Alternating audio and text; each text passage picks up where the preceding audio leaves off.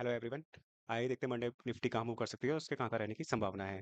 जैसे निफ्टी ने जो है फ्राइडे को एक अच्छा खासा बुलिश मूव दिया था और ये कैंडल बहुत अच्छी बनी हुई है, बुलिश है। ठीक है, और कहीं से भी नहीं लग रहा निफ्टी की वीक है। तो नॉर्मली ये एक अच्छी खासी बड़ी कैंडल है, तो इसने एक रेंज बना दी है, ये 25,850 की और 25,420 की। तो ये लगभग 400 पॉइंट के अंदर की रेंज है, तो इसमें ये हो सकता है कि मंडे को अगर निफ्टी यहीं कहीं फ्लैट या गैप डाउन खुलती है तो इसी रेंज के अंदर रह सकती है। मतलब यहाँ कोई एक दोजी कैंडल बना सकती है। ठीक है, कोई दोजी कैंडल उसने एक बना दी ऐसे मंडे ट्यूसडे या जो भी है, 2 दिन एक दिन करके, फिर उसके बाद में अगर ये कहीं अपसाइड का ब्रेकआउट करती है या यहाँ ब्रेक डाउन करती है तो एक मूव दे सकती है ये।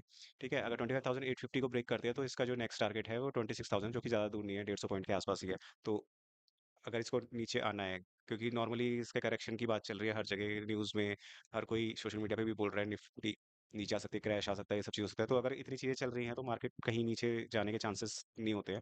हाँ, खड़ी रह सकती है, साइडवेज हो सकती है, पर नीचे के चांसेस फिर इतने रहते नहीं है कि भाई एकदम से कि हर कोई बोल रहा है तो वो नीचे ही चली जाएगी। तो इसमें ये है कि पहले ये 26,000 तो जा ही सकती है इजीली, कि अगर करे ब्रेकआउट करती है तो इसको, और फिर अगर उसके ऊपर ये थोड़ा टाइम बताती है, वहाँ पे सस्टेन करती है, तो इसका नेक्स्ट मूव जो होगा वो 26,215 के आसपास होगा। उसके बाद या मतलब उस 26,000 के आसपास अगर नेगेटिव कैंडल बनती है तो आप देख सकते हैं, अगर वो ब्रेक डाउन होती है तो उसके बाद नेक्स्ट मूव कहाँ, मतलब थोड़ा नीचे आ सकता है, करेक्शन आ सकता है। तो अगर 26,000 तक जा सकती है, फिर उसके बाद ये 26,215 तक का है। ठीक है, और अगर ये यहाँ पे ब्रेक डाउन करती है 25,420 को, तो इसका एक नेक्स्ट मूव होगा वो इसका 25,080 के आसपास होगा। मतलब ऐसा नहीं है कि एकदम डायरेक्ट चले, डायरेक्ट भी जा सकती है, पर ये हो सकता है कि जैसे यहाँ पे एक छोटा सा सपोर्ट है, वहां पे टाइम बिताए, वहां रुके एक दिन, फिर नेक्स्ट डे तक या ऐसे करके निकले, या फिर सेम डे में ही चली जाए बड़ी कैंडलें बना के, तो एक अलग बात है। पर इसका टारगेट जो है 25,420, और फिर उसका जो है 25,080 के आसपास का है। वहाँ पे ये थोड़ा टाइम बता सकते हैं, क्योंकि यहाँ पे जो इसका एक ये सपोर्ट अच्छा खासा स्ट्रॉन्ग सपोर्ट है, क्योंकि इसने यहाँ पे सपोर्ट ये जो रेसिस्टेंस लिया था, फिर उसके बाद में ये इसको ब्रेकआउट करके ऊपर जाने की कोशिश की, लेकिन वापस वो उसके अंदर आ गई और फिर वहाँ टाइम बताया, फिर उसको ब्रेकआउट करके इसने अच्छा खासा मूव दिया है। तो ये है उसके यहाँ तक 25,000 तक तो जा सकता है अगर ये ब्रेक करेगा तो। ठीक है, और यहाँ पे टाइम बता सकता है, फिर एक ट्रेंड लाइन भी आ रही है इसकी। ये ब्रेक होगा नहीं होगा वो बात की बात है कि यहाँ आगे देखेंगे। तो लेकिन उसका ये है कि ये लेवल माइंड में रखिएगा कि भाई 25,420 ब्रेक ना हो। ठीक है, होता है तो उसका नेक्स्ट टारगेट यहाँ पे आ सकता है। और फिर उसके बाद में जो ऊपर के टारगेट है वो 25,850 है, कि अगर वो ब्रेक होता है तो 26,000 जाने के चांसेस हैं अच्छे खासे। नहीं तो फिर ये है कि मार्केट अगर साइडवेज हो जाती है एक दो दिन के लिए, फिर उसके बाद में ब्रेकआउट देती है, तो तब हो सकता है ये इंडिसीजन कैंडल आएगी।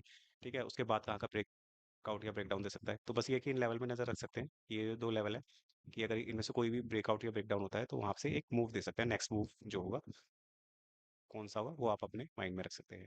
ठीक है, क्योंकि मेन मार्केट अब अच्छा खासा है कि यहाँ से अपना मूव दे चुका है, तो एक करेक्शन तो थोड़ी बहुत बनती है, हो सकता है यहाँ ट्रेंड लाइन तक आ जाए या चीज़ें, नहीं तो फिर ये है कि जब तक चल रहा है चलने तो उसके लेवल देखते रहो, कि अगर जैसे 20,850 काटता है और 26,000 आ जाता है, तो फिर इसका स्टॉप लॉस आपका यहाँ पे हो जाएगा इस जगह पे, कि अगर इसको ब्रेक करके अंदर आता है तो एक बार को निकल जाओ आप, जो भी अपना प्रॉफिट बुक करके, अगर पोजिशनल है किसी भी चीज़ में।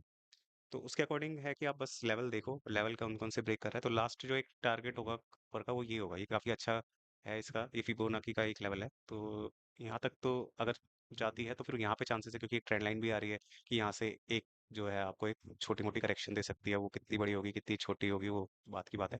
पहले तो यही है कि ये दोनों लेवल अगर ब्रेक होते हैं तो उसके बाद जो एक मूव मिलेगा उसको आप देख सकते हैं। ठीक है? और वीडियो देखना चाहते हैं आप तो स्टॉक मार्केट से रिलेटेड, तो उसके लिए आप मुझे लाइक और सब्सक्राइब कर सकते हैं।